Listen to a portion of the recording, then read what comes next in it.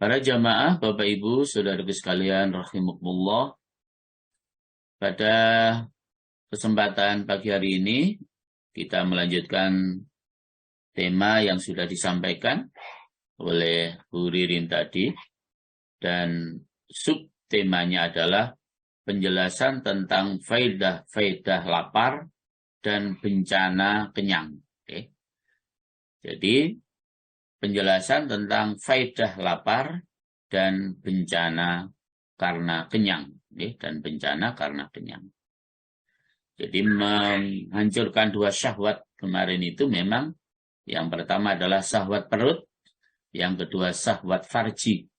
Dan antara syahwat perut dan farji itu sangat terkait, sangat terkait. Para jamaah rahimakumullah, kemarin sudah kita sampaikan faedah lapar yang pertama. Jadi faedah lapar yang pertama adalah bersihnya hati, menyinarkan bakat dan menembuskan penglihatan hati. Sesungguhnya kenyang itu menyebabkan kebodohan, membutakan hati, dan memperbanyak uap pada otak menyerupai gula, sehingga mengandung tambang-tambang pemikiran. Lalu dengan sebab itu hati berat dari mengalirnya pemikiran-pemikiran dan dari cepatnya penangkapan. Bahkan anak kecil apabila memperbanyak makan, niscaya ingatannya salah. Hatinya menjadi rusak dan ia menjadi orang yang lambat kefahaman dan penangkapannya. Karena itu kata Abu Sulaiman Ad-Darani berkata, haruslah kamu lapar. Sesungguhnya lapar itu menjadikan nafsu itu rendah dan hati menjadi lembut. Dan lapar itu menimbulkan ilmu samawi, yaitu ilmu yang turun dari langit. Itu manfaat lapar yang pertama, sekaligus adalah bahaya karena kekenyangan. Bahaya karena kekenyangan. Karena itu, jamaah rahimakumullah, sahabat Ibnu Abbas radhiyallahu an berkata, Rasulullah sallallahu alaihi wasallam beliau bersabda, "Man syabu'a wa nama qasa qalbuhu, thumma qala likulli syai'in zakah wa zakatul badanil ju'." Kata Rasulullah dalam hadis riwayat Ibnu Majah, barang siapa kenyang dan tidur, niscaya hatinya keras. Kemudian beliau bersabda, setiap sesuatu mempunyai zakat, dan zakatnya badan adalah lapar. Jadi setiap sesuatu itu punya zakat, dan zakatnya badan adalah lapar. Ya, itu sabda Rasulullah Sallallahu Alaihi Wasallam. Para jamaah rahimakumullah, demikian pula Abu Yazid Al-Bustami berkata, kelaparan adalah awan.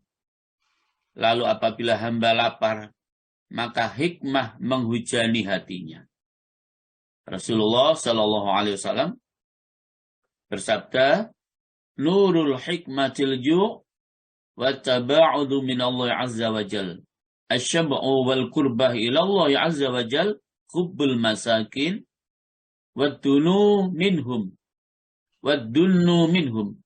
La tashba'u fatulfi'u nural hikmah min qulubikum wa man bata fi khiffatin min at-ta'am fatal khulu hawlahu hatta yusbih.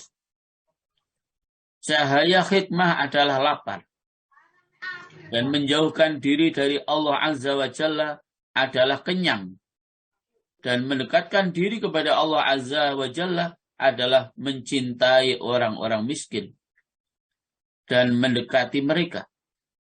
Janganlah kamu kenyang, maka kamu mematikan cahaya hikmah dari hatimu.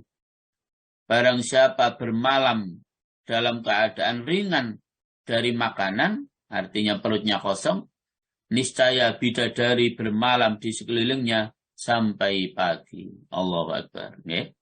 Karena itu kalau pesan dokter usia-usia seperti kita di atas 50, 60 itu memang makan malamnya itu kalau perlu sedikit saja ya, atau bahkan tidak makan malam lagi, mungkin hanya sekedar camilan-camilan ringan, biar perut kita kosong waktu mau tidur itu, karena ketika perut kita kosong itu para jamaah akan didatangi dan dikelilingi oleh bidadari-bidadari sampai datangnya waktu pagi. Ya, sampai datangnya waktu pagi. Hikmah yang pertama. Yang kedua para jamaah, faedah daripada lapar dan bencana kenyang adalah halusnya hati dan bersihnya yang dengannya siap untuk memperoleh kelezatan, ketekunan, dan terkesan dengan zikir. Banyak sekali zikir yang berjalan atas lisan, seperti hadirnya hati. Tetapi hati tidak merasa lezat dengannya dan tidak terkesan, sehingga seolah-olah antara ia dan hatinya ada dinding, yaitu kasarnya hati. Dan kadang-kadang hati halus pada sebagian keadaan, lalu semakin besar terkesannya dengan zikir dan semakin besar kelezatannya dengan bermunajat. Dan kosongnya perut adalah menjadi sebab yang telah jelas padanya. Jamarahumullah. Jadi menyebabkan halusnya hati kita, ya, bahkan bersihnya hati kita. Sehingga kalau hati kita bersih, hati kita halus, kita akan memperoleh lezatnya untuk beribadah kepada Allah Subhanahu wa ta'ala. Lezatnya berzikir kepada Allah Subhanahu wa ta'ala. Karena kadang-kadang yang terjadi, lisan kita berzikir, tapi tidak merasuk sama sekali ke dalam hati kita. Kenapa? Karena perutnya lagi kenyang. Nih, karena perut kita lagi kenyang. Nih. Jamarahumullah.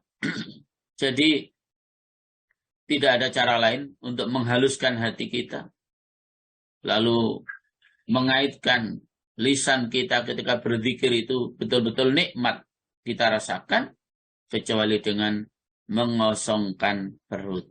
Nih, kecuali dengan mengosongkan perut. Karena itu Abu Sulaiman Ad-Darani berkata, paling manisnya ibadah bagiku adalah apabila punggungku bertemu dengan perutku. Artinya perutnya kosong. Nih. Itu pernyataan Abu Sulaiman Ad-Darani. Paling manisnya ibadah bagiku adalah apabila punggungku bertemu dengan perutku. Jadi perutnya tidak terlalu banyak tersimpan makanan. Okay? Sehingga seakan-akan punggung bertemu dengan perut. Ya, karena memang satu analog bahwa makanannya tidak terlalu banyak yang ada di dalam perut kita. Yang ketiga para jamaah, faedah lapar. Pecah, hina, hilangnya kesombongan dan kesenangan dan mengkufuri nikmat yang menjadi dasar penganiayaan dan kelalaian dari Allah Ta'ala.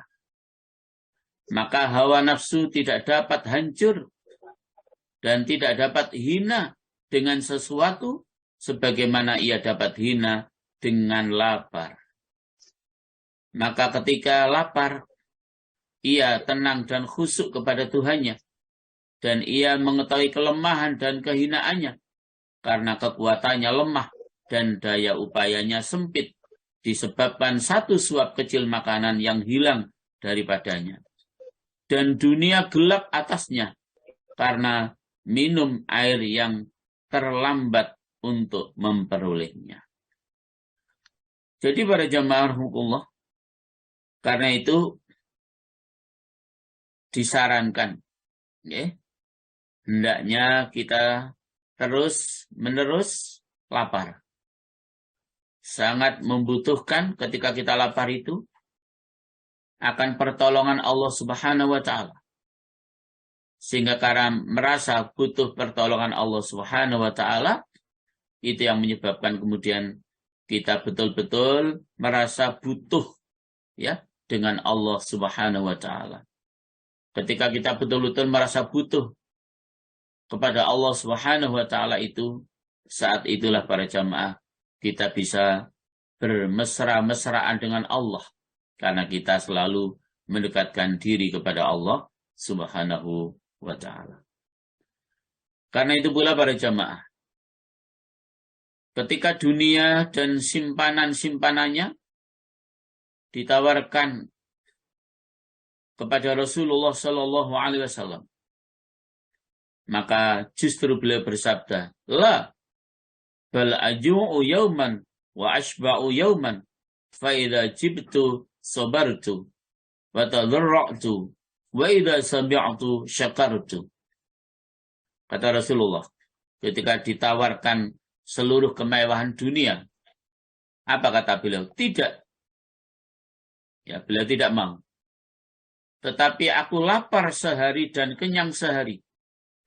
Apabila saya lapar, maka aku sabar dan tadarru', merendahkan diri kepada Allah. Dan apabila aku kenyang, maka aku bersyukur kepada Allah Subhanahu wa ta'ala. Jadi Rasulullah ditawarkan kemewahan kehidupan dunia ini, semuanya mau diberikan oleh Allah kepada beliau, tapi beliau menolaknya. La, tidak. Biarkan aku sehari lapar, sehari kenyang. Ketika aku lapar, maka aku sabar dan tadarru', merendahkan diri di hadapan Allah Subhanahu wa ta'ala. Dan jika aku kenyang, maka aku bersyukur kepada Allah Subhanahu wa ta'ala. Jadi itulah sikap Rasulullah Sallallahu Alaihi Wasallam. Bahkan yang kemarin sudah kita sampaikan, tidak pernah beliau dan keluarga beliau selama 3 hari berturut-turut dalam keadaan kenyang, tidak pernah.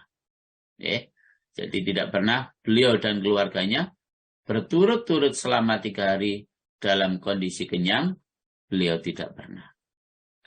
Bapak Ibu para jamaah, perut dan farji adalah salah satu pintu neraka yang sumbernya adalah kenyang. Tadi saya sampaikan ya. Jadi sangat terkait antara perut dengan farji kita.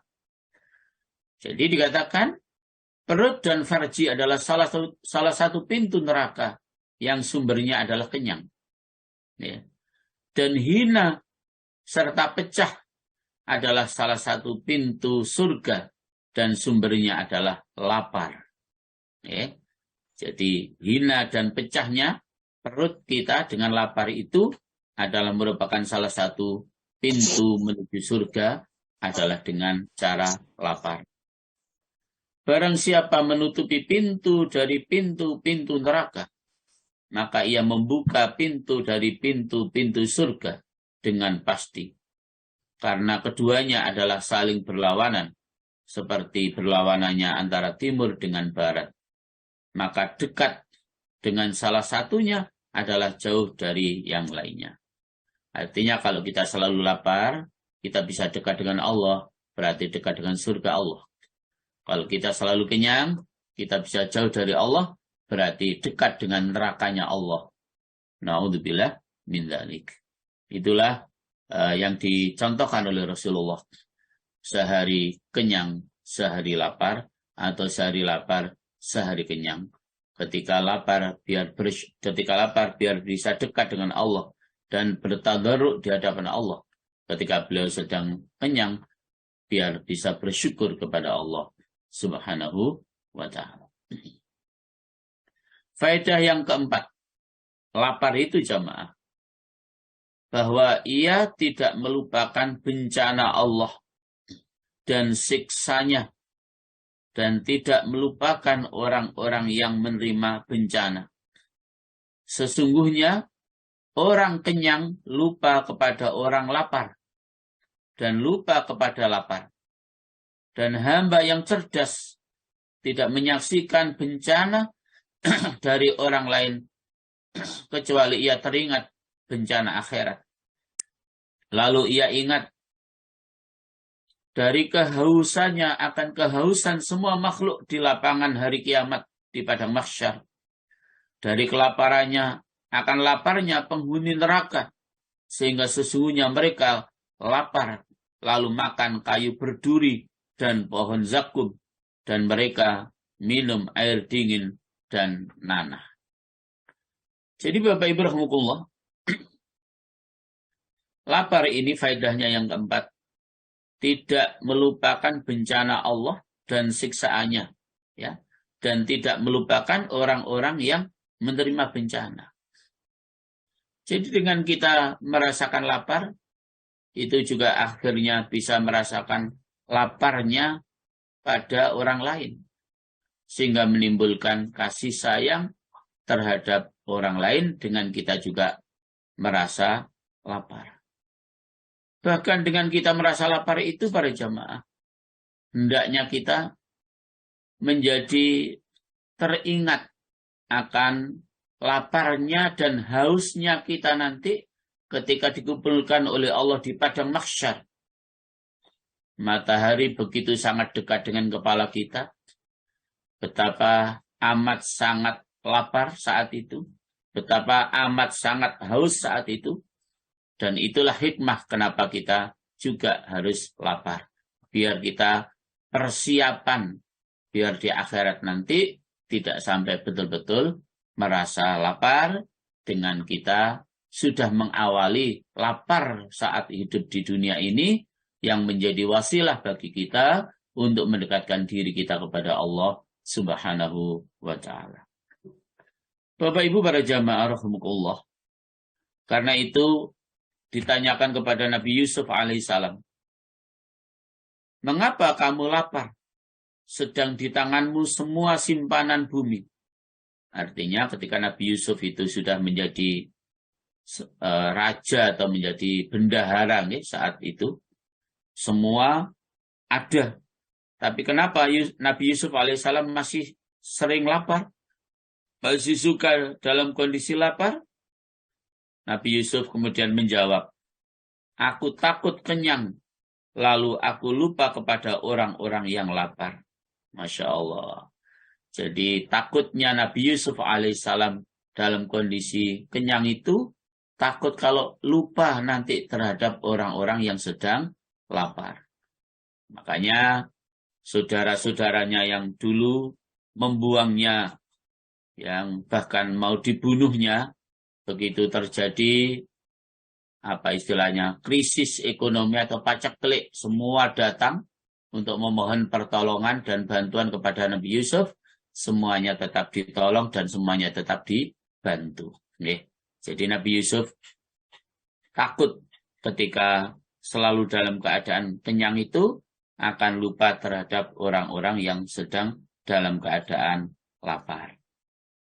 Nah, maka ingat pada orang yang lapar adalah salah satu daripada faedah lapar. Karena lapar itu mendorong kepada kasih sayang, memberi makanan dan belas kasihan kepada makhluk Allah Azza wa Jalla. Dan orang yang kenyang itu dalam keadaan kelalaian dari kepedihan orang yang sedang lapar. Itu faedah yang keempat. Yang kelima para jemaah,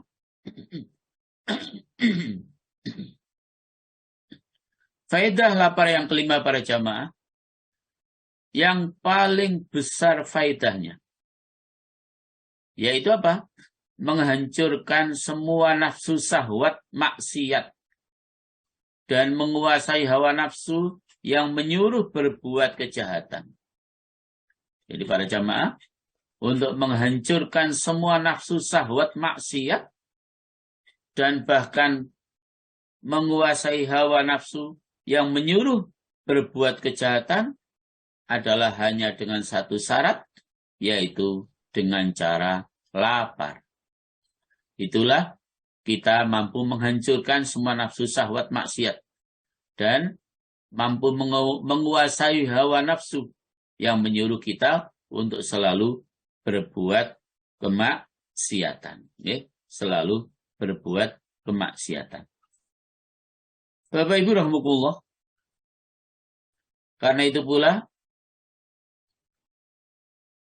Siti Aisyah radhiyallahu anha, beliau pernah berkata bahwa pertama-tama bid'ah yang terjadi setelah wafatnya Rasulullah Shallallahu Alaihi Wasallam adalah kenyang.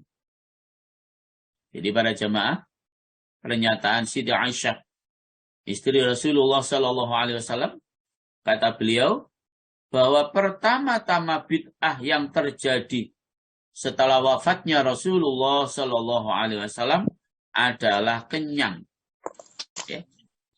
Sesungguhnya kaum apabila kenyang perutnya, niscaya jiwa mereka menjadikan mereka menurut kepada dunia ini. Dan ini bukan satu faedah saja, tetapi ia adalah simpanan-simpanan faedah. Karena itu para jamaah, dikatakan bahwa lapar adalah simpanan dari simpanan-simpanan Allah Subhanahu wa Ta'ala. Dan sedikitnya apa yang tercegah dengan lapar adalah nafsu syahwat farji dan nafsu syahwat berbicara. Karena sesungguhnya orang lapar itu tidak tergerak kepada nafsu syahwat yang berlebihan, maka ia selamat dengannya dari bencana-bencana lisan seperti mengumpat, berkata keji, dusta, adu domba, dan lain sebagainya, dan lain sebagainya. Maka yang namanya lapar itu para jamaah mencegah dari semuanya itu. Ya. Lapar itu mencegah dari semuanya itu. Ada nafsu syahwat farji, maka tidak samar lagi bencananya. Dan lapar mencukupkan kejahatannya, kejahatan daripada nafsu farji itu. Apabila seseorang kenyang, maka ia tidak menguasai farjinya.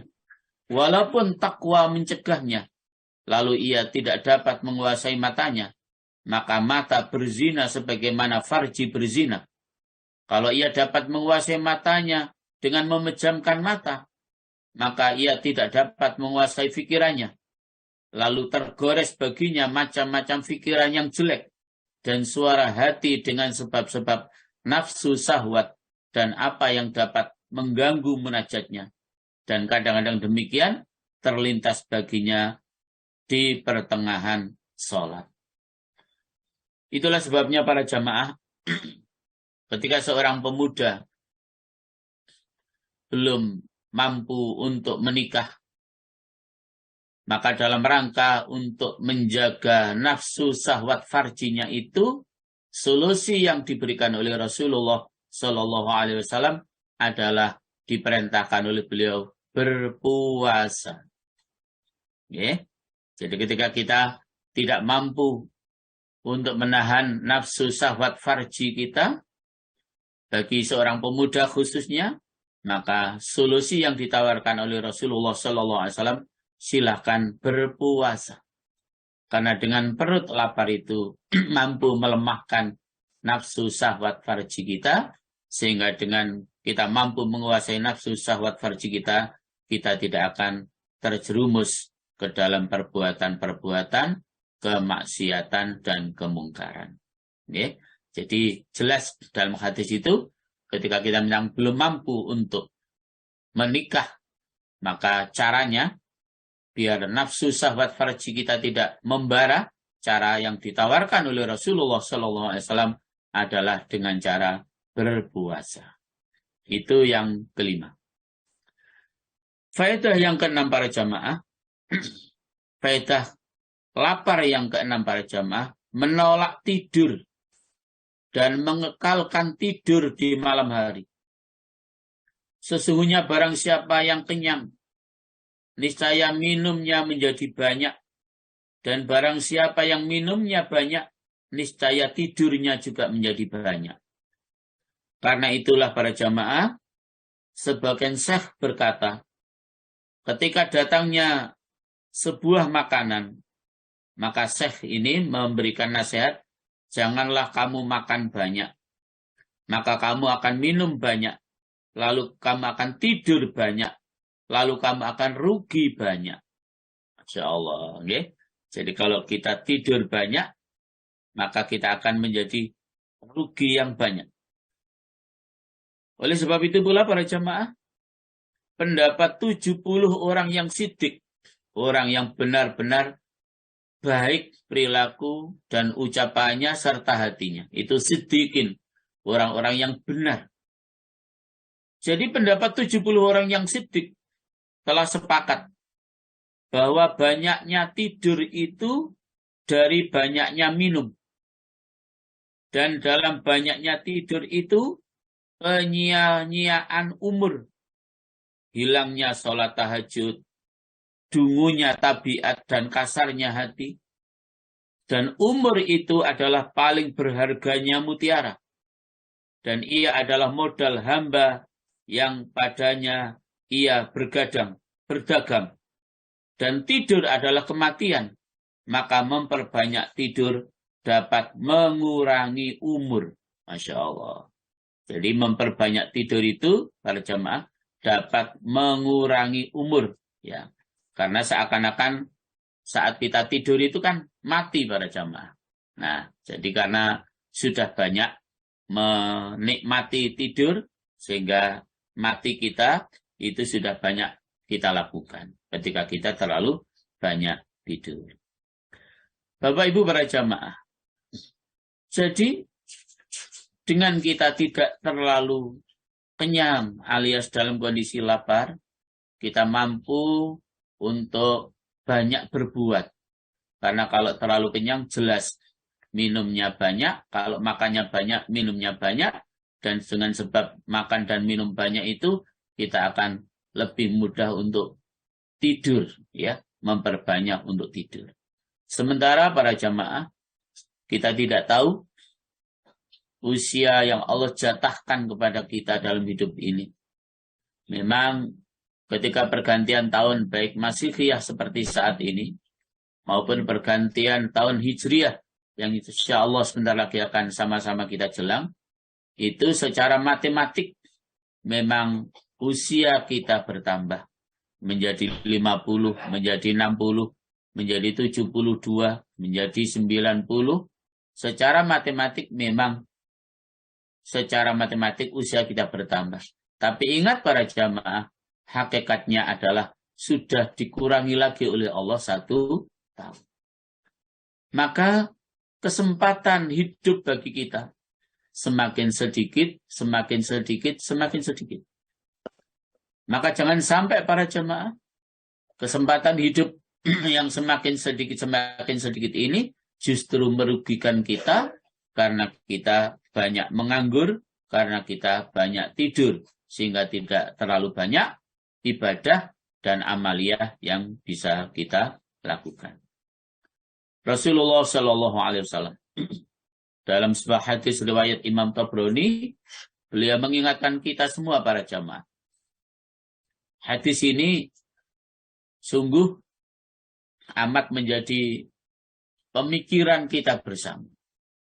Kata beliau dalam hadis ini para jemaah, laisa yatahassaru ahlul jannah ala syai'in illa ala sa'atin marrat bihim lam yadkhulullah azza wa jalla fiha. Coba hadis ini sama-sama kita pahami para jemaah. Kata Rasulullah para jemaah, tidak ada yang menyebabkan penduduk surga itu menyesal luar biasa.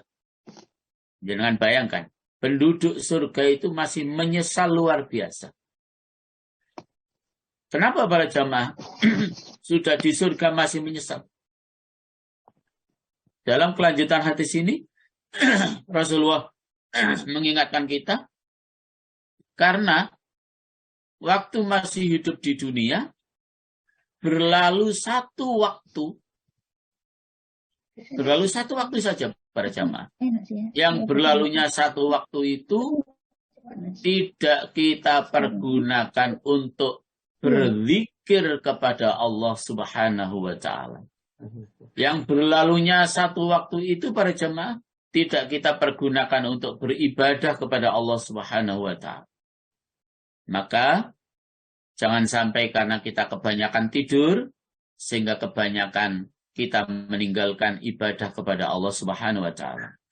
Jangan bayangkan penduduk surga masih menyesal karena merasa waktu hidup di dunia merasa kurang maksimal dan optimal di dalam menggunakan waktu yang telah Allah berikan kepada kita, di dalam menggunakan kesempatan dan kesehatan yang Allah berikan kepada kita, sehingga kalaupun di surga, ya tingkatannya surga yang paling rendah. Sehingga para jemaah sebagaimana kita hidup di dunia ini, kita selalu ingin yang lebih baik, ingin yang lebih baik, ingin yang lebih baik. Sudah punya mobil ini, kepingin atasnya. Sudah punya atasnya, kepingin atasnya. Demikian seterusnya. Sebagaimana kehidupan kita di surga. Maka para jamaah hukumullah, Rasulullah Muhammad SAW memerintahkan kepada kita sekalian, ketika kita berdoa kepada Allah Subhanahu wa taala, memohon surga kepadanya, apa perintah beliau? Mohonlah Jannatul Firdaus. Mohonlah kepada Allah surga Firdaus. Surga yang top markotop. Surga yang paling hebat. Surga yang paling nikmat. Surga yang tingkatannya paling tinggi adalah Jannatul Firdaus. Apa para jamaah syaratnya agar kita nanti mendapatkan Jannatul Firdaus? Panjenengan baca surat Al-Mu'minun ayat yang kedua sampai ayat yang ke-11. Itu syarat untuk mendapatkan Jannatul Firdaus. Termasuk di dalam ayat yang ketiga itu Allah mengingatkan kita jangan sampai kita membuang-buang waktu.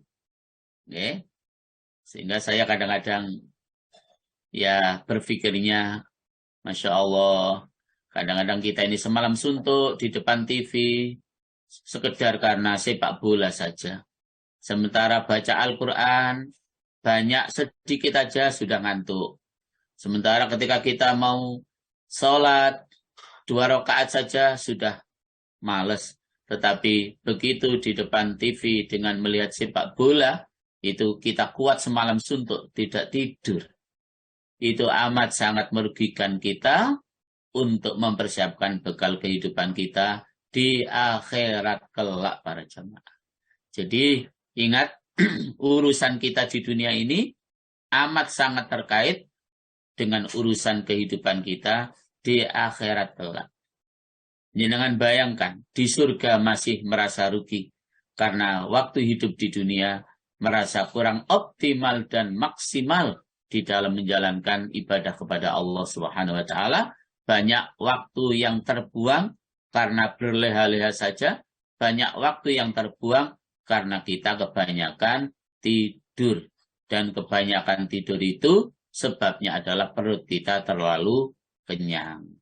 Maka salah satu daripada buah daripada kita lapar itu jamaah menolak tidur dan mengekalkan tidur khususnya di waktu malam. Bahkan pendapat 70 orang siddiq tadi berpendapat bahwa banyaknya tidur itu adalah karena banyaknya minum, dan dalam banyak tidur itu adalah penyia-nyiaan umur. Dan umur itu adalah paling berharganya mutiara yang Allah berikan kepada kita sekalian. Bapak Ibu para jamaah, karena itu, itulah faedah daripada kita lapar. Faedah daripada kita lapar. Apalagi pada saat-saat seperti ini para jamaah. Kita sudah betul-betul sama-sama merasakan betapa pergeseran dan perputaran waktu demi waktu amat sangat cepat sekali. Sepertinya tahun 2022 awalnya dulu masih amat segar ingatan kita. Tetapi ternyata sekarang sudah kita berada di tahun 2023. Waktu begitu amat cepat maksud saya bergeser dan berputar. Dan cepatnya pergeseran waktu demi waktu itu para jamaah, kata Rasulullah Shallallahu Alaihi Wasallam dalam sebuah hadis riwayat Imam Tirmidzi, adalah menjadi indikasi bahwa hari kiamat itu para jamaah betul-betul sudah sangat dekat. Jadi kalau kita menyadari pergeseran dan perputaran waktu begitu amat cepat saat-saat seperti ini, tidak ada aktivitas lain yang harus terus kita kejar dan kita kuatkan, serta kita istiqomahkan, kecuali kita harus kembali untuk betul-betul mempercepat, memperbanyak di dalam beribadah kepada Allah Subhanahu wa Ta'ala.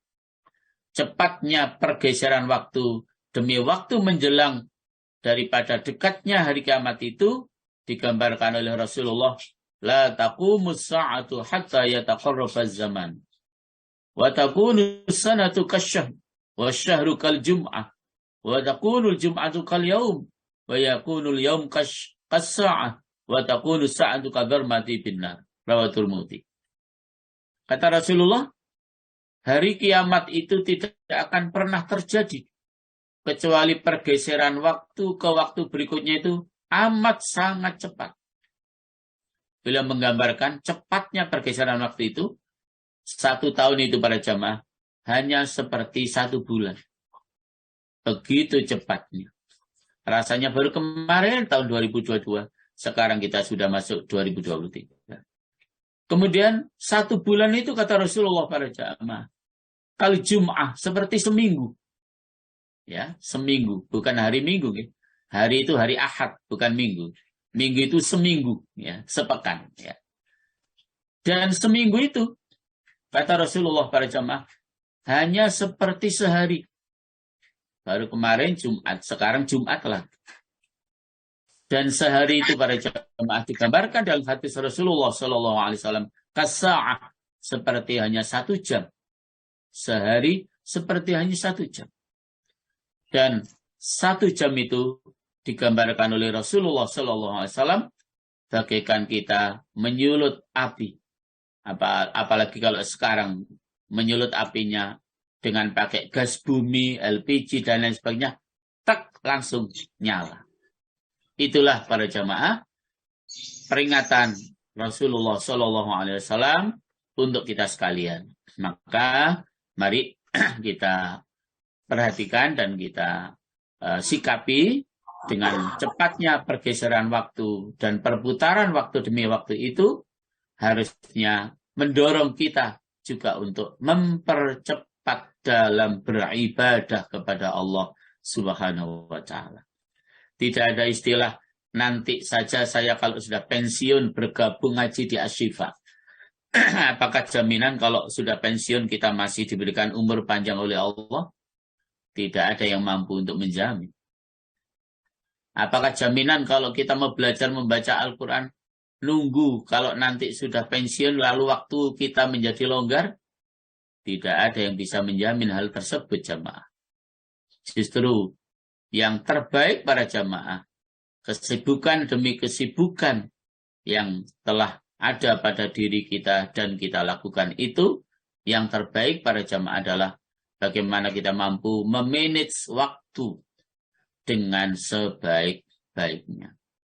Bahasa saya, mari kita yang menguasai kesibukan. Mari kita yang mengatur kesibukan. Jangan kita dikuasai dan diatur oleh kesibukan.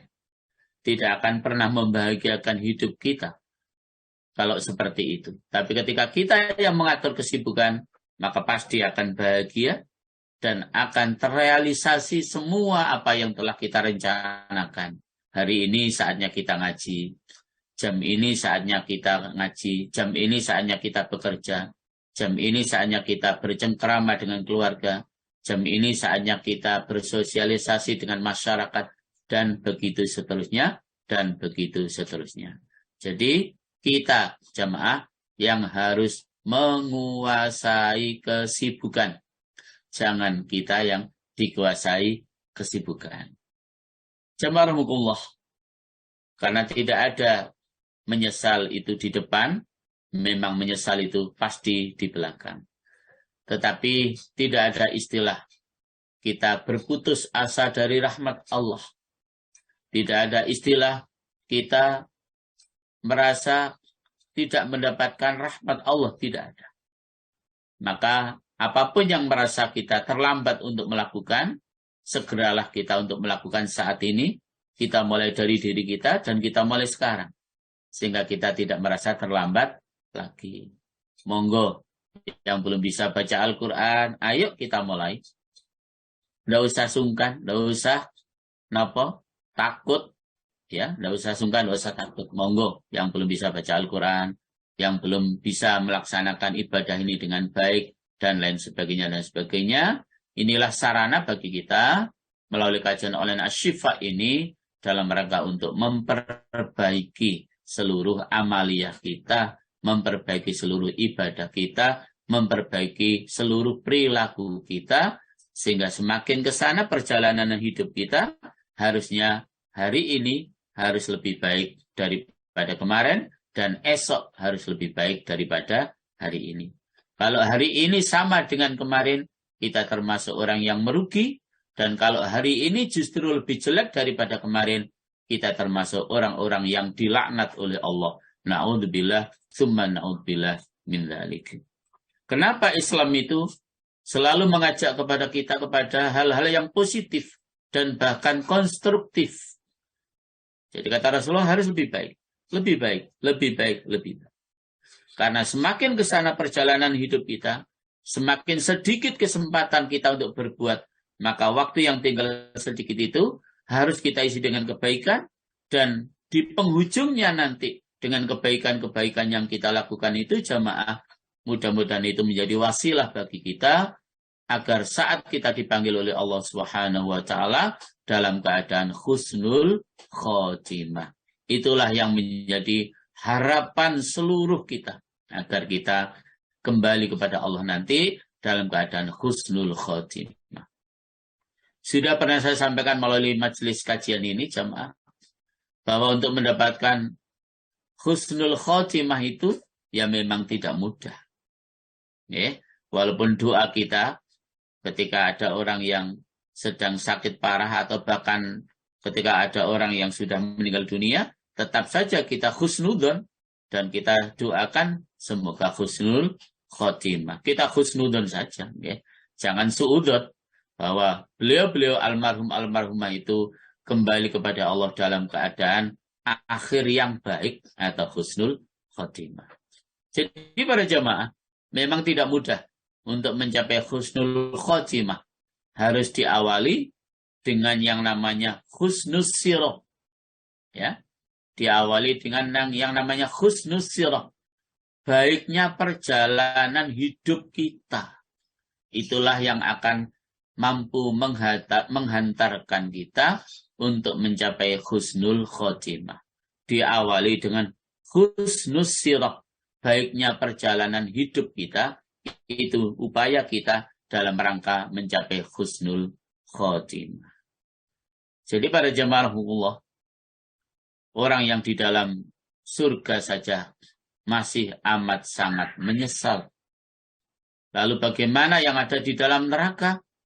Masya Allah, mereka orang-orang kafir yang ada di dalam neraka itu para jamaah, kalau panjangan baca surat Fatir, surat yang ke-35 ayat yang ke-37, mereka teriak-teriak para jamaah, ingin dikeluarkan dari neraka itu. Untuk apa? Untuk bisa melaksanakan amal soleh. Maka kata Allah, sudah di neraka kok baru menyesal. Orang sudah di finish neraka kok baru menyesal. Orang yang sudah di finish di surga saja, walaupun menyesal tidak ada gunanya. Orang sudah di surga. Apalagi orang sudah di neraka. Menyesal juga sudah tidak ada gunanya. Karena sudah di finish oleh Allah untuk menjadi penghuni neraka. Walaupun mereka teriak-teriak, minta barang waktu sebentar saja dikembalikan ke dunia agar bisa melaksanakan amal saleh, itu penyesalan yang tiada guna para jamaah. Okay? Penyesalan yang tiada guna. Maka para jamaah, mudah-mudahan Allah Subhanahu wa Ta'ala masih berkenan menerbitkan matahari setiap hari di sebelah timur dan juga berkenan membenamkan matahari setiap hari di sebelah barat. Yang dengan itu berarti masih ada kesempatan bagi kita untuk memperbanyak ibadah kepada Allah Subhanahu wa Ta'ala. Sebab para jamaah, kalau satu saat tidak lagi Allah berkenan menerbitkan matahari di sebelah timur, tapi diterbitkan mataharinya dari sebelah barat, saat itu para jamaah, pintu taubat sudah ditutup oleh Allah Subhanahu wa Ta'ala. Walaupun kita menangis terseduh-seduh, bertaubat kepada Allah, beribadah kepada Allah, beramaliyah apa saja, ketika matahari justru sudah terbitnya dari sebelah barat, sekali lagi para jamaah, saat itu pintu taubat sudah ditutup oleh Allah Subhanahu wa Ta'ala. Pagi ini kita bersyukur kepada Allah.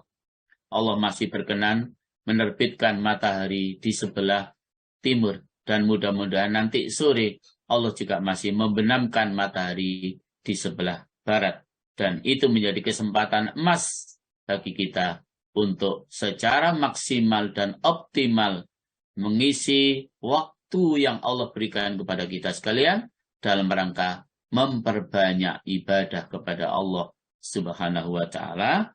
Dan yang terpenting, mudah-mudahan para jamaah, seluruh amal ibadah kita betul-betul diterima oleh Allah Subhanahu wa Ta'ala. Allahumma amin ya rabbal alamin. Bapak Ibu rahmukullah, faedah lapar yang ketujuh. Faedah lapar yang ketujuh adalah memudahkan ketekunan kepada ibadah. Dan kadang-kadang ia memerlukan kepada waktu untuk membeli makanan dan memasaknya. Kemudian memerlukan kepada mencuci tangan dan mencukil sisa-sisa yang ada di sela-sela gigi kita. Mencukil sisa-sisa makanan yang ada di sela-sela gigi kita. Kemudian banyak pulang perginya ke kamar mandi karena banyak minumnya. Padahal waktu-waktu yang dipergunakan untuk ini, jikalau dipergunakan untuk zikir, munajat, dan ibadah lainnya, niscaya untungnya sangat banyak. Jadi para jamaah, hampir sama dengan yang keenam. Dengan kita berlapar-lapar itu, memudahkan kita untuk tekun dan istiqomah dalam beribadah. Makanya para jamaah, para ulama-ulama salaf terdahulu itu, Masya Allah, sampai ketika mendapatkan makanan roti kering, itu biar cepat untuk segera dimakan, tidak dibiarkan roti itu dalam kondisi kering jamaah, tapi dikasih air sehingga makannya akan cepat sekali, biar tidak merugikan waktunya. Allahu Akbar. Jadi para jamaah, sampai seperti itu ulama-ulama salaf itu. Mempergunakan waktu yang Allah berikan kepada kita. Biar tidak terlalu terbuang karena makan, karena minum. Roti yang kering dikasih air, langsung mudah untuk masuk ke perut kita. Biar sisa waktu yang ada betul-betul tidak menjadi sebab merugi karena tidak banyak mempergunakan waktu yang telah Allah Subhanahu wa Ta'ala berikan kepada kita sekalian. Para jamaah rahmatullah, sampai-sampai ketika kita harus terlalu banyak makan, itu membuang waktu karena harus membeli bahannya. Lalu kemudian kita memasaknya, karena kita sudah masak lalu kita memakannya. Karena makannya banyak, tadi minumnya menjadi banyak, akhirnya kita berkali-kali ke kamar mandi untuk buang air kecil, untuk buang air besar. Bahkan itu adalah betul-betul banyak waktu yang terbuang, yang seharusnya kita pergunakan untuk berzikir, bermunajat kepada Allah Subhanahu wa Ta'ala. Para jamaah rahimakumullah, sampai-sampai diperhatikan bagaimana sayangnya kita kepada waktu yang Allah berikan kepada kita. Sehingga kalau kita banyak makan, berarti banyak waktu yang kita pergunakan untuk mengunyah. Sampai harus diperhitungkan seperti itu. Jadi waktu yang kita pergunakan untuk mengunyah makanan itu juga menjadi lama para jamaah. Sehingga tadi sudah saya sampaikan, kalau para ulama-ulama salaf itu seperti itu para jamaah. Okay? Sampai persoalan makan, bagaimana cepat itu dimakan, persoalan minum bagaimana cepat untuk diminum, biar tidak sampai kemudian merugikan waktu yang ada. Merugikan dirinya dengan waktu yang ada yang diberikan oleh Allah Subhanahu wa ta'ala. Dan termasuk sejumlah apa yang sulit dilakukan disebabkan banyak makan adalah dengan puasa. Karena puasa itu mudah bagi orang yang membiasakan lapar. Maka puasa terus-menerus iktikaf, terus-menerus suci, dan mempergunakan waktu yang dipakai untuk makan dan sebab-sebabnya kepada ibadah adalah keuntungan yang banyak. Sesungguhnya itu dipandang remeh oleh orang-orang yang lalai, yang tidak mengetahui keagungan agama, tetapi mereka senang dengan kehidupan dunia dan merasa senang dengan kehidupan yang ada di dunia itu.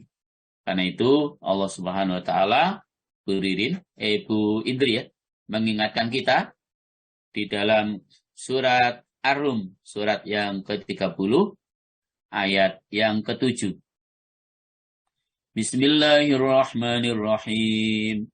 Ya'lamuna zahiran minal hayatid dunya wa hum 'anil akhirati hum ghafilun. Allah Indri. Ustaz. Mereka mengetahui yang lahir tampak dari kehidupan dunia, sedangkan terhadap kehidupan akhirat mereka lalai. Iya. Jadi para jemaah Allah, jangan sampai kita seperti ayat itu. Ya.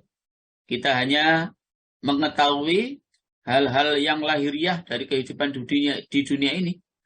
Lalu kita melupakan kehidupan untuk di akhirat kelak. Termasuk salah satu daripada hal yang melupakan kehidupan akhirat karena kita bermegah-megahan dalam menggunakan harta kekayaan kita, bahkan dalam mengkonsumsi daripada harta kekayaan kita. Jangan sampai sekali lagi kita lupa kehidupan akhirat karena terlalu banyak mengkonsumsi makanan-makanan yang Allah berikan kepada kita sekalian. Bapak Ibu para jamaah, Abu Sulaiman Ad-Darani memberikan isyarat pada 6 macam bencana dari makan. Oke. Jadi saya ulangi, Abu Sulaiman Ad-Darani memberikan isyarat kepada 6 macam bencana dari makan. Lalu ia berkata, barang siapa kenyang, niscaya 6 macam bencana masuk atasnya. Apa saja 6 macam bencana karena kekenyangan itu? Pertama, hilangnya kemanisan munajat kepada Allah. Kedua, para jamaah, sukarnya menghafal hikmah. Sukarnya menghafal hikmah. Yang ketiga, terhalang kasih sayang dari makhluk karena apabila ia kenyang. Yang keempat, menduga, maka ia menduga bahwa makhluk semuanya adalah kenyang. Padahal tidak, ya. Ada yang lapar. Kemudian yang keenam, berat beribadah dan bertambah nafsu syahwatnya. Jadi kelima berat beribadah, yang keenam bertambah nafsu syahwatnya. Itulah istilah Abu Sulaiman Ad-Darani, 6 macam bencana dari makanan ketika kita sedang dalam keadaan selalu kenyang. Nah, jamaah rahimakumullah, sesungguhnya kaum muslimin berputar di sekitar masjid, sedang orang-orang yang kenyang berputar di sekitar tempat pembuangan kotoran. Jadi harusnya kalau kaum muslimin itu berputarnya di sekitar masjid, ya, karena dalam kondisi perutnya lapar. Dan orang-orang yang kenyang itu berputar di sekitar pembuangan kotoran. Artinya kalau kita selalu dalam kondisi kenyang itu para jamaah, ya berkali-kali pergi ke toilet. Berkali-kali pergi ke toilet. Jadi berputarnya adalah di tempat pembuangan kotoran. Tapi kalau kita dalam kondisi lapar, maka berputar kita adalah di sekitar masjid. Makanya jamaah rahimakumullah, kita sudah bisa melihat fenomena perbedaan ketika hari Ramadan atau bulan Ramadan dengan di luar Ramadan. Jangan bisa lihat itu, masjid-masjid kita penuh dengan orang-orang yang beribadah kepada Allah. Kenapa? Karena saat itu kita sedang lapar, tidak butuh ngopi, tidak butuh makan, tidak butuh minum, tidak butuh ini dan itu, sehingga lebih banyak kita kembali kepada masjid karena kita dalam kondisi lapar tersebut. Yang ke-8 para jamaah, faedah lapar yang ke-8, ia memperoleh dari sedikit makan akan sehat badan dan tercegahnya penyakit-penyakit. Sesungguhnya penyakit adalah banyak makan dan hasil sisa campuran-campuran makanan dalam perut dan urat-urat. Kemudian penyakit itu dapat mencegah ibadah, mengganggu hati kita, mencegah untuk berzikir kepada Allah, menyempitkan penghidupan, dan memerlukan kepada membekam, mengeluarkan darah kotor, butuh obat dokter. Semua itu memerlukan kepada ongkos dan perjalanan di mana manusia tidak terlepas daripadanya setelah kecapaian dari macam-macam maksiat dan menceburkan diri menuruti nafsu syahwas. Dan di dalam kelaparan terdapat yang mencegah semuanya itu. Jadi para jamaah, jelas ya, dengan kita terlalu banyak makan, maka itu menjadi sebab, menjadi sumbernya penyakit. Maka kadang-kadang kita punya pabrik gula, yaitu karena memang sudah kebanyakan makan gula. Jadi sehingga kita punya pabrik gula, kita punya pabrik kolesterol, ya, kita punya pabrik ini dan itu memang yang banyak, termasuk sebabnya adalah karena kita terlalu banyak makan. Maka dalam usia yang seperti kita ini yang sudah tidak muda lagi para jamaah, mari kita selektif dan hati-hati. Walaupun Dr. Ali Fauzi dalam juk-juknya, silakan Bapak Ibu makan cumi-cumi, makan kepiting 1 kilo, tidak akan ada masalah apa-apa. Dengan catatan setelah makan tidak usah diperiksakan, katanya begitu ya. Jadi setelah makan tidak usah diperiksakan, ya udah. Kita tidak tahu bahwa itu ada penyakit-penyakit yang ada di dalam fisik tubuh kita. Itu juknya daripada Dr. Ali Fauzi itu ya. Jadi para jamaah rahimakumullah, karena itu Rasulullah SAW sudah memberikan batasan dan petunjuk. Thulutsul lit-ta'ami wa thulutsul lisyarabi wa thulutsul lin-nafas. Sepertiga untuk makan perut kita itu, sepertiga untuk minuman, dan sepertiga untuk bernafas. Sebagaimana hadis yang terdahulu sudah kita sampaikan. Sebagaimana hadis terdahulu sudah kita sampaikan. Bapak Ibu para jamaah rahimakumullah, bahwa Rasulullah SAW juga bersabda dalam sebuah hadis, ya, Al-badanatu aslud da'i wal khimyatu aslud dawa. Wa awwitu kulla jismin ma'tada. Perut kenyang adalah asal penyakit dan menjaganya adalah pokok obat. Maka biasakanlah setiap tubuhmu itu menurut apa yang telah menjadi biasa. Oke. Walaupun ini istilahnya tidak ditemukan hadisnya, apakah memang belum diketemukan, tapi jelas ya bahwa asal segala penyakit itu memang ya pokoknya dari perut.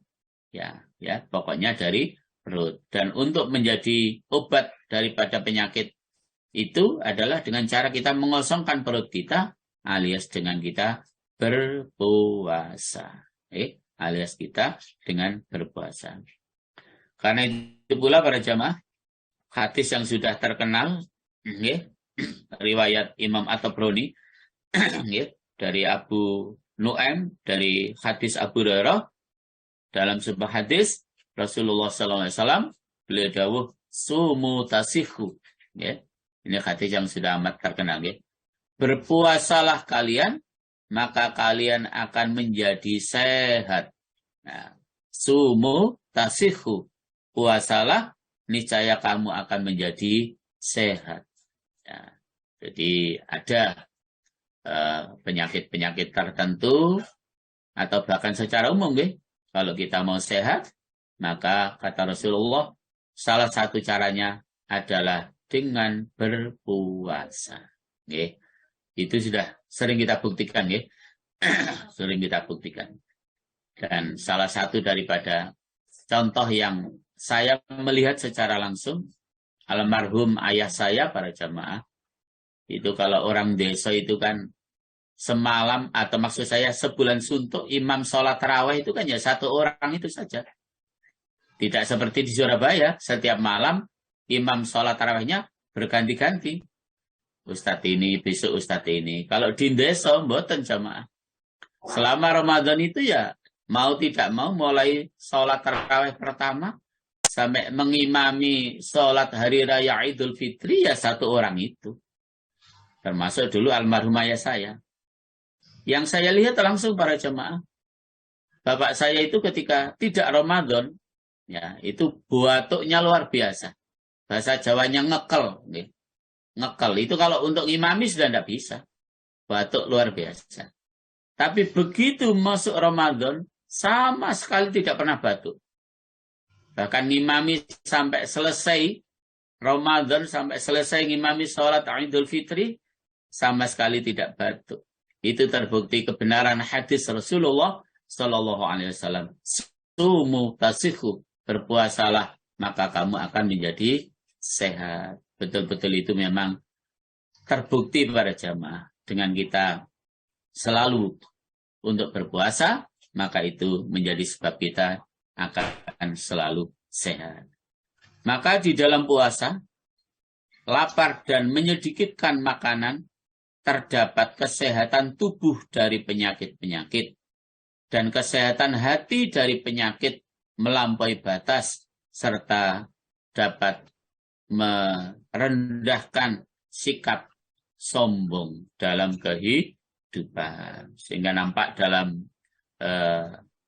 kehidupan kita ketika Ramadan itu kan rasanya beda banget gitu ya jemaah. Kalau Ramadan itu rasanya sangat beda sekali gitu ya ketika di luar bulan Ramadan. Itu karena pengaruh daripada saat itu kita semuanya sedang berpuasa. Faedah yang ke-9 para jamaah, kurang satu, yaitu meringankan ongkos. Sesungguhnya barang siapa biasa makan yang sedikit, maka kadar sedikit dari harta mencukupinya. Dan orang yang biasa kenyang, maka perutnya menjadi berhutang dan tidak bisa berpisah dengannya dan memegang lehernya. Lalu berkata, apa yang kamu makan hari ini? Maka ia memerlukan kepada memasuki tempat-tempat yang dapat dimasuki. Lalu ia kerja dari yang haram, maka ia durhaka atau dari yang halal. maka ia menjadi hina.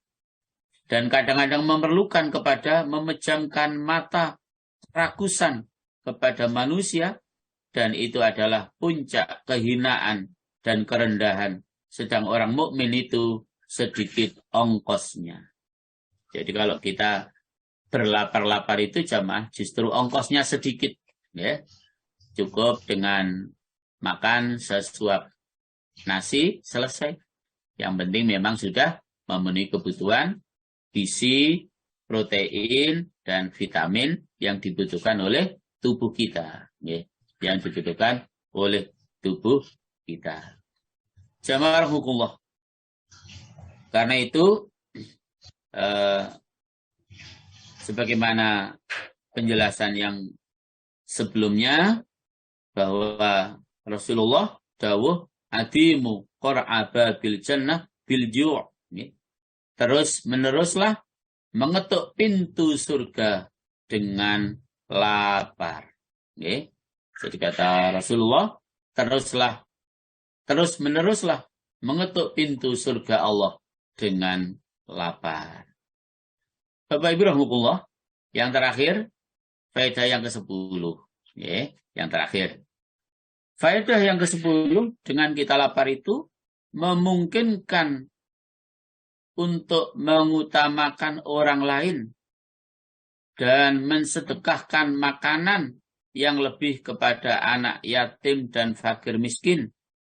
Maka ia kelak dari kiamat dalam naungan sedekahnya seperti yang tersebut dalam sebuah hadis yang telah lalu. Jadi kita akan mendapatkan manfaat daripada sedekah yang kita berikan kepada orang yang miskin, bahkan kita juga akan mendapatkan manfaat daripada sedekah yang kita berikan kepada anak yatim piatu. Bapak Ibu para jamaah rahimakumullah, itulah betapa syariat agama Islam ini para jamaah menjadi syariat agama yang terbaik, ya, menjadi syariat agama yang terbaik. Karena apa? Urusan hablum minan nas itu harus betul-betul kita perhatikan di samping urusan hablum minallah yang lebih harus didahulukan, ya. Dan kita akan menjadi hina dalam hidup ini para jamaah ketika kita tidak menyempurnakan urusan hablum minallah, tidak pula kita menyempurnakan urusan hablum minanas. Bahkan kita masih dianggap oleh Allah pendusta agama jika kita tidak peduli kepada orang miskin, orang fakir, tidak peduli pula terhadap orang-orang atau tidak peduli pula terhadap anak yatim piatu. Ara'aital ladzi yukadzibu biddin fadzalikal ladzi yad'ul yatim wa la yakhuddu ala ta'amil miskin. Dengan kita menyederhanakan makanan dan minuman kita, maka kita ada kesempatan untuk bersedekah kepada orang miskin, ada kesempatan untuk bersedekah kepada anak yatim piatu. Sedekah dengan kelebihan-kelebihan makanan itu lebih utama para jamaah daripada makan banyak dan menyebabkan kita menjadi kenyang.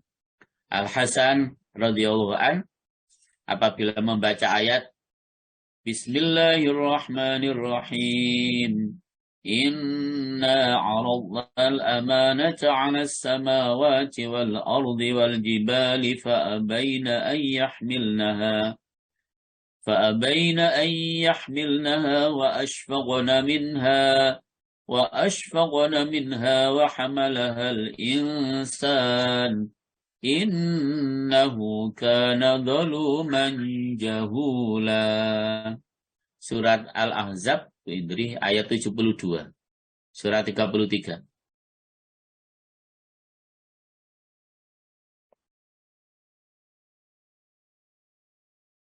Nggih, Ustaz. Nggih, 37 nggih ayatnya nggih. Ayat 72. 72. Nggih, sekedap.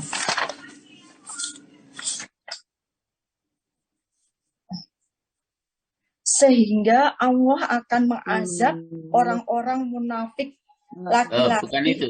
Salah. Maaf, atasnya 73 itu. 72. Maaf Ustaz. Ye. Sesungguhnya kami telah menawarkan amanat kepada langit, bumi, dan gunung-gunung. Tetapi semuanya enggan untuk memikul amanat itu. Dan mereka khawatir tidak akan melaksanakannya atau berat. Lalu dipikulkan amanat itu oleh manusia.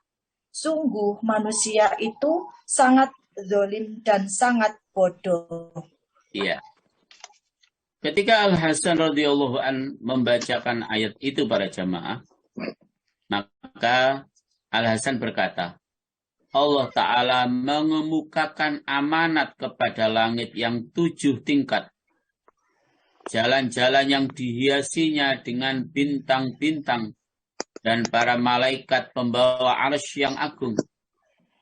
Lalu Allah Subhanahu wa Ta'ala berfirman kepadanya, apakah kamu mau memikul amanat dengan apa yang di dalamnya? Langit lalu bertanya, apa yang ada di dalam amanat itu? Allah berfirman, kalau kamu berbuat baik, niscaya dibalas.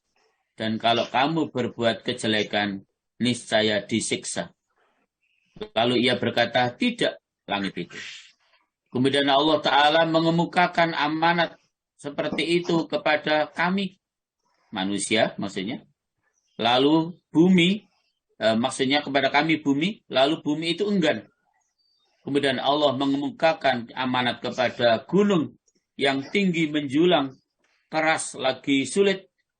Lalu dia berfirman kepadanya, apakah kamu mau memikul amanat dengan apa yang ada di dalamnya? Ia bertanya, apa yang ada di dalamnya? Maka Allah Subhanahu wa Ta'ala menyebutkan balasan dan siksa. Lalu ia berkata, tidak, gunungnya tidak mau. Kemudian Allah Subhanahu wa Ta'ala mengemukakan amanat itu kepada manusia. Maka dipikullah amanat itu. Sesungguhnya manusia adalah amat zalim kepada dirinya, lagi amat bodoh terhadap perintah Tuhannya. Maka demi Allah, kami telah melihat mereka membeli amanat dengan hartanya, lalu mereka memperoleh uang beribu-ribu. Lalu apa yang mereka perbuat dengan uang beribu-ribu tersebut? Dengannya mereka memperluas rumah mereka dan menyempitkan kuburan mereka. Mereka menggemukkan kuda mereka dan menguruskan agama mereka. Mereka memayahkan dirinya di waktu pagi dan sore ke pintu penguasa untuk menghadapi bencana, sedang mereka dari Allah Ta'ala dalam keadaan sehat walafiat. Maka salah seorang dari mereka berkata, jualah kepadaku tanah itu, dan saya tambahkan kepadaku sekian dan sekian. Seraya ia duduk bersandar atas sebelah kirinya dan makan dari bukan hartanya, pembicaraannya itu penghinaan dan hartanya haram, sehingga ketika ia disiksa oleh berat perut dan ditimpa oleh kekenyangan perut, maka ia berkata, hai pembantu, bawalah kepadaku sesuatu yang dapat mencernakan makananku. Jamarhukullah. Jadi ketika Allah mengamanahkan tawaran kepada bumi, kepada langit, kepada gunung, semuanya ditolak. Tetapi yang mau menerima amanat itu adalah manusia. Sehingga dikatakan di penghujung ayat itu, innahu kana zaluman jahula. Sesungguhnya manusia itu amat sangat zalim dan amat sangat bodoh. Karena dengan mau menerima amanat itu, kadang-kadang kita tidak mampu melaksanakan amanat itu dengan sebaik-baiknya. Sehingga yang terjadi, akhirnya kita menumpuk harta kekayaan. Dengan menumpuk harta kekayaan itu, kadang-kadang yang terjadi menjadi sebab kita justru jauh dari Allah Subhanahu wa Ta'ala. Dan itu semuanya para jamaah akan dimintai pertanggungjawaban oleh Allah Subhanahu wa Ta'ala besok di akhirat kelak. Jadi Akhirnya saya tutup dengan sebuah hadis, la tazulu qadama 'abdin yaumal qiyamah hatta yus'alu an arba' an umrihi fima afnah wa an syababihi fima ablah wa an malihi min aina iktasabah wa fima anfaqah wa an ilmihi mada amila fi. Rawahu Tirmidzi. Kata Rasulullah, seseorang tidak akan bisa beranjak dari kakinya besok pada hari kiamat kecuali setelah ditanya tentang 4 hal oleh Allah. Apa 4 hal yang ditanyakan oleh Allah pada hari kiamat itu? Yang pertama, umurnya. Kau habiskan untuk apa? Yang kedua, waktu mudanya. Kau pergunakan untuk apa saja waktu kita masih muda. Yang ketiga, pertanyaan Allah besok pada hari kiamat. Harta kekayaan kau peroleh dari mana? Dan kau infakkan untuk apa? Yang keempat, pertanyaan Allah dari ilmunya.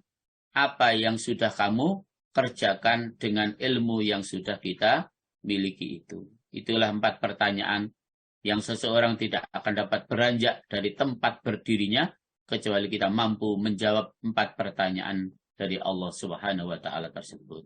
Mudah-mudahan kita semuanya selalu diberikan hidayah oleh Allah Subhanahu wa taala sehingga kita mampu untuk melaksanakan perintah-perintah Allah dan meninggalkan larangan-larangan Allah Subhanahu wa taala. Allahumma amin ya rabbal alamin.